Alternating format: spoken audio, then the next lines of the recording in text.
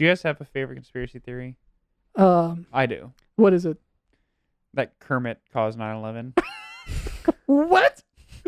So, in A Muppet's Christmas Carol, I think one of the ghosts show Kermit what life would be like without Kermit, like if he was never born. The problem was this movie came out after 9/11, Mm-hmm. and in the footage that they used for him, the Twin Towers are in the B-roll, Mm-hmm. and you see them. So that means if Kermit Kermit wasn't born, exist. the Twin Towers would still be up. So therefore, Kermit the Frog caused 9/11. Oh shit. That's So my favorite conspiracy theory. Where I was love it. Saruman in one of the towers? The two towers. He was one of the towers. I said Saruman. Or was Sauron? We're is doing it tower. again, Both.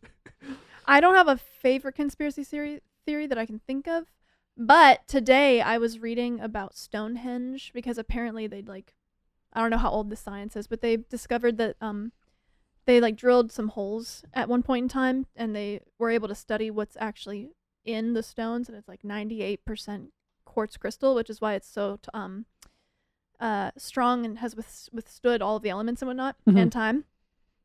But then I started reading more about it, and I guess some of Stonehenge is the quartz.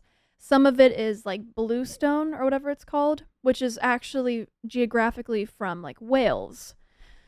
And there's a 500-year period discrepancy between the two locations. And so, long story short, at that time, to pull 2-ton stones from Wales to wherever it was, Wiltshire in England, I just don't really think ox did that. They suspect that there was a loading dock and ox probably pulled these.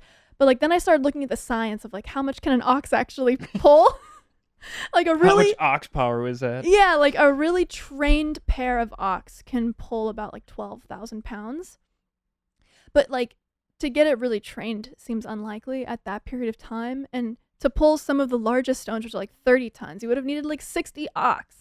I just don't believe, and that's not even considering how to get it upright and then stacking on itself. Long story short, I don't really think that they used ox and tree branches and logs to make it. They used aliens. I think they used aliens. I do. I actually don't know anything about Stonehenge. It's the one thing I've never looked into. I learned a lot about it today because it was one of my news stories on my phone, and I was like, something doesn't add up here. I think my favorite conspiracy is all the new things about Bigfoot. New things? New things. Oh, my friends.